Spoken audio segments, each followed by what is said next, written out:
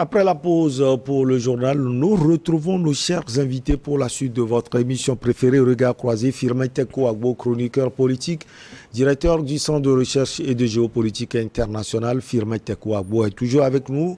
L'homme politique du cercle des leaders émergents, clé parti politique togolais est également là. Il s'appelle Georges Eo. Et puis le jeune journaliste, rédacteur en chef de Togo Breaking News, Louis Kamako. On parlait des rapports aujourd'hui difficiles entre le Burkina Faso et la France, surtout sur le plan sécuritaire, parce que les Burkinabés, les autorités burkinabées ont précisé que les relations historiques entre les deux pays sont toujours d'actualité. Alors, Georges, on vous pose cette question. On remarque également que la rue est en train de gouverner dans ces pays parce que récemment, les manifestants ont demandé au président Ibrahim Traoré de dire à la France de retirer ses troupes. Michel, je peux constater aujourd'hui que nous sommes à un tournant historique pour l'Afrique, pour notre espace communautaire, la CEDEAO. Et je peux vous dire aussi que les discours sur la rupture de part et d'autre sont toujours d'actualité. Ces discours ou réactions de l'autre côté au niveau de la France qui sont des réactions de crainte de division, que ce soit pour les pays concernés, quand je prends que ce soit le Mali, que ce soit le Burkina, des craintes et des divisions un peu partout.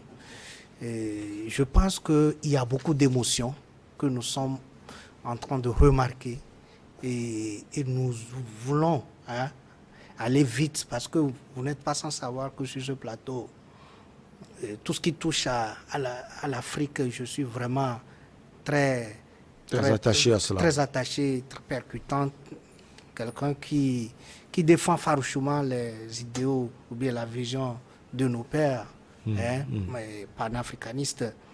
Mais ce que je note aujourd'hui, c'est que nous sommes en train d'oublier les fondamentaux, les préalables à la rupture, parce qu'il ne s'agit pas seulement d'être agité, il ne s'agit pas seulement que la rue dicte la loi aux gouvernants, il ne s'agit pas seulement de l'autre côté, la France aussi, de considérer ces pays-là comme étant des pays qu'il faut toujours dicter la loi, mais plutôt de considérer ces pays-là comme des foyers intellectuels, là où on peut avoir des avis pertinents. C'est-à-dire qu'il faut changer aujourd'hui la perception, le regard, la manière de regarder ces pays et de regarder les Africains. Parce que vous n'êtes pas sans savoir que quand je réfléchis un peu par rapport à ce qui s'est passé au Mali et ce qui se passe au Burkina. Une question taraude ma tête, une question traverse ma tête, une question qui me revient toujours, c'est lorsque il y a repli sur le Niger. Depuis ce moment-là, jusqu'à présent, il n'y a plus d'attaques terroristes au Niger. Il n'y a plus d'attaques terroristes. Vous voulez dire que là, l'armée française est efficace? Je ne saurais pas le dire. C'est quand même surprenant. Je ne saurais pas le dire.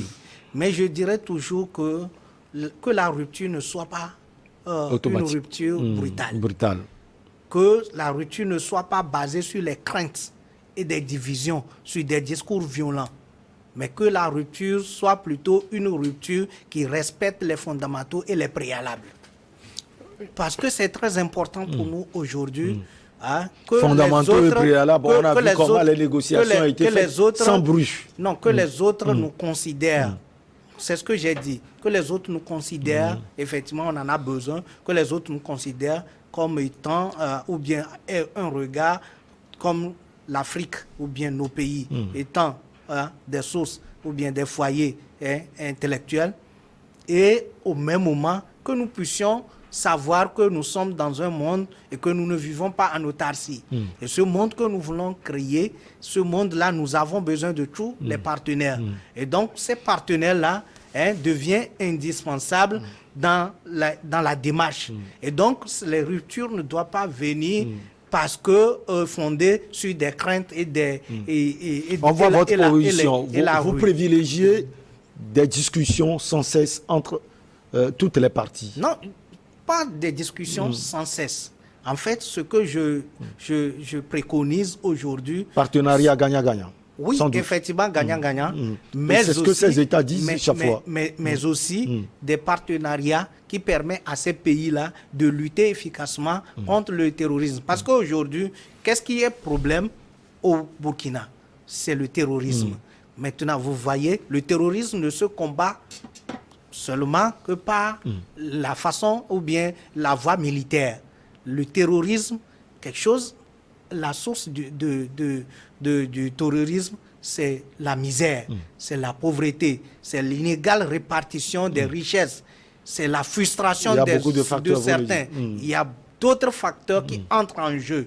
Mais si on ne voit que le facteur militaire, on est échoué d'emblée, même le lexique. Je vais vous dire, vous voyez le Togo, quand on parle de terrorisme, ou de l'extrémisme violent, le Togo ou bien la communication officielle ne a interdit ou bien ne permet pas de parler du djihadisme. On parle de terrorisme au Togo ou de l'extrémisme. Parce que quand vous parlez, même dans le parler, c'est pourquoi ça se combat même dans notre façon de faire.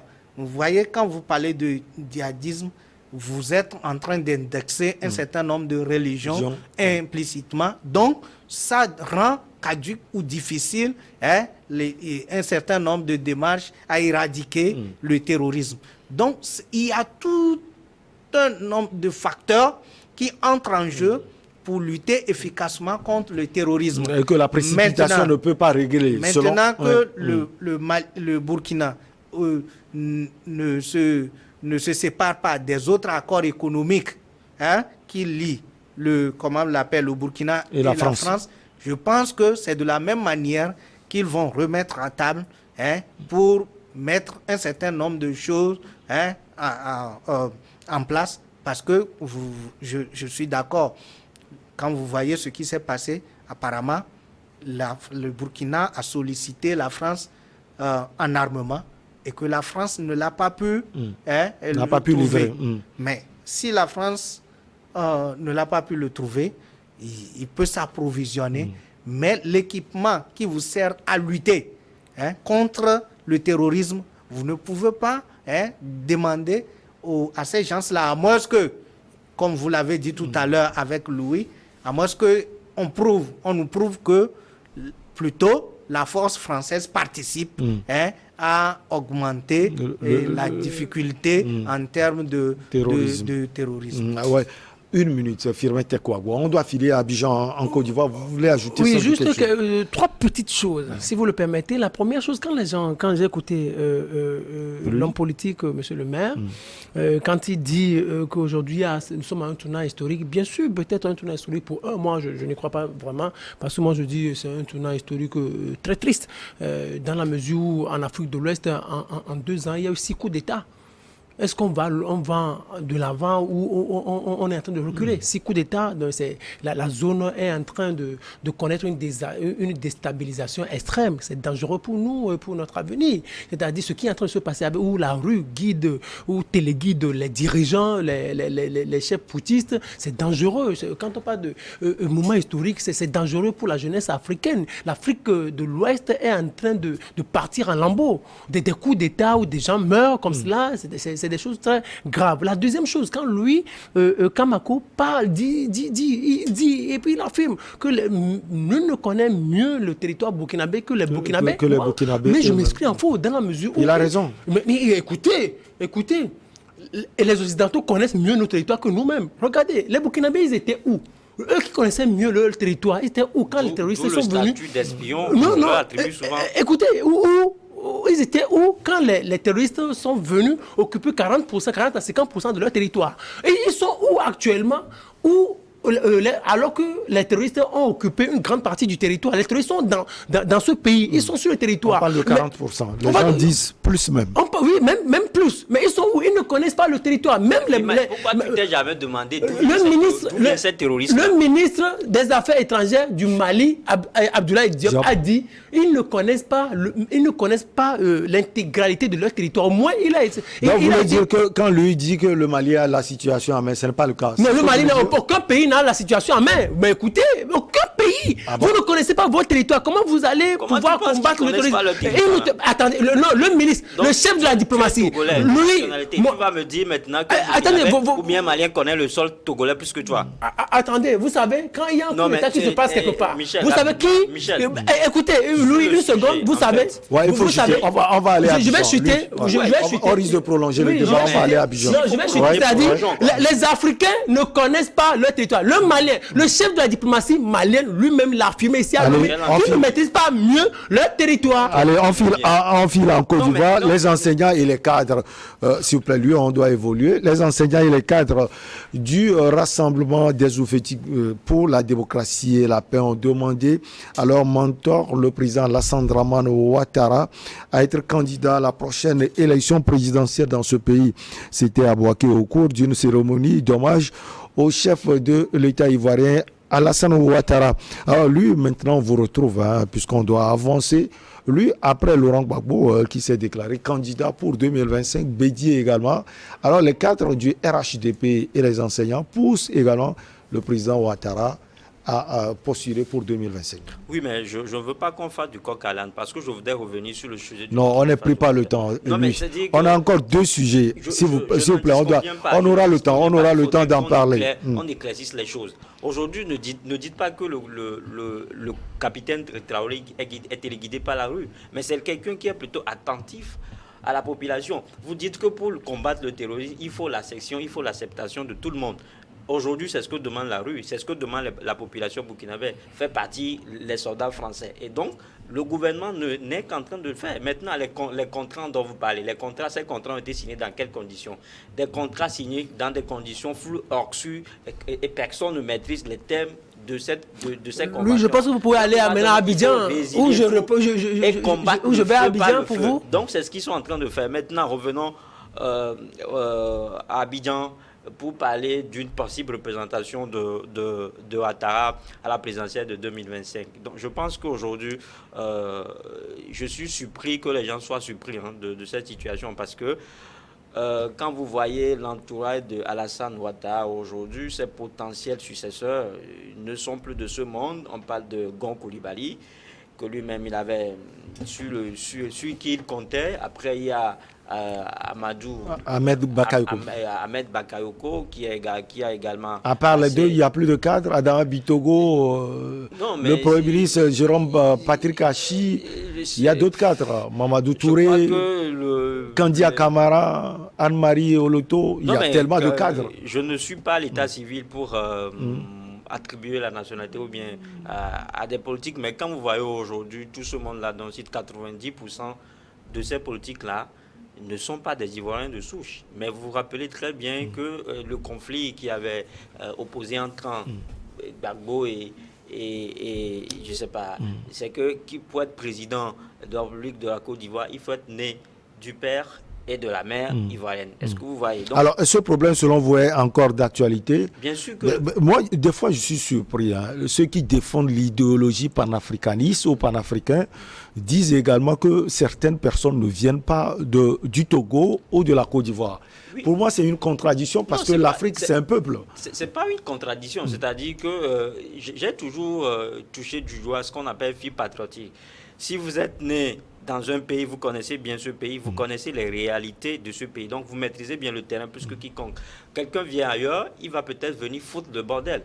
Alors, parmi ces cadres ne sont pas peut-être ivoiriens et qui ne peuvent pas, peut-être, puisque vous le dites? Non, mais je ne peux pas dire, je ne peux pas venir sur un plateau dire que tel politique n'est pas de cette nationalité. Non, je ne veux pas me prêter à ce jeu-là. Mais comprenez tout simplement que 90% de l'entourage en fait, d'Alassane Ouattara n'est pas ivoirien de souche. Maintenant, aujourd'hui, qu'est-ce qu'il faut faire? C'est-à-dire qu'il va falloir forcément œuvrer de tout bois pour maintenir Alassane Ouattara au pouvoir pour que leurs intérêts leur soient sauvegardés. Donc, Ils ont peur justement de lendemain leur soissons, parce qu'aujourd'hui, quand vous prenez la gouvernance de Alassane Ouattara, on est tous d'accord qu'économiquement, il a mis le pays sur de très bons rails. Aujourd'hui, le Burkina, en fait, la Côte d'Ivoire est citée parmi les pays en émergence économique. Mais politiquement, il y a encore des prisonniers politiques. Il y a en fait, Guillaume Soro, qui l'a aidé à venir au pouvoir, n'est pas au pays, il est obligé d'être exilé et tout ça. Donc je pense que c'est toute une plaie aujourd'hui qui gangrène encore la Côte d'Ivoire. Donc c'est en fait, vu comme tel, Alassane Ouattara ne va pas vouloir toute partie, il va se mettre dans une opération de rattrapage. Il va se rattraper, il va se racheter justement pour pouvoir peut-être faire un truc sur le plan politique. Mais c'est ce que je dis. Aujourd'hui, vous savez que beaucoup de jeunes sont là. Quand vous parlez d'Afinguessan, de Charles Blé Goudé, ils sont beaux rester dans les ombres de ces politiques-là.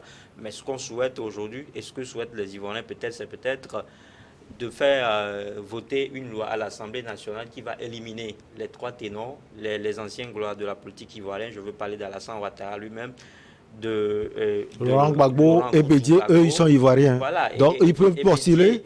Il faut que il peut postuler, lui. Il y a un test législatif qui les exclut justement de cette course à la présidentielle. Alors, monsieur le maire, pour lui, Kamako, c'est le président Ouattara est obligé d'aller encore au front parce que ceux qui l'entourent, peut-être ne maîtrisent pas le pays. Bon, vous savez que la Côte d'Ivoire, politiquement, est dominée par ces personnes âgées que je ne voudrais pas... je ne sais pas comment... Ce n'est pas le président Ouattara seul, il y a d'autres vous voyez, quand vous parlez le président Laurent Gbagbo, le président Bédié... Et du président Alassane Ouattara, c'est des personnes très âgées qui, normalement, à un moment donné, doivent savoir s'arrêter et donner à d'autres générations, à la génération jeune, comme Ouattara l'a dit en 2020, je crois, et pour qu'ils puissent devenir des anciens présidents qui conseillent ces jeunes-là. Et ça devient honneur normalement pour ces présidents-là. Mais vous allez remarquer aussi que c'était en 2020, quand Bédié était candidat, et alors que les dauphins comme Gon Coulibaly étaient décédés, Alassane Ouattara disait qu'il est obligé d'aller à cette élection. Et selon ses militants, tant que des candidats comme Bédié sont présents, leur champion aussi va aller. Être aux élections. Donc c'est conditionné. Donc, aujourd'hui, Gbagbo qui s'est déjà annoncé, Bédié qui s'est annoncé, mais qui va se négliger, comme le disent les Ivoiriens même. C'est ça le problème. On va marquer la dernière pause, si vous le permettez, on revient pour la suite et la fin.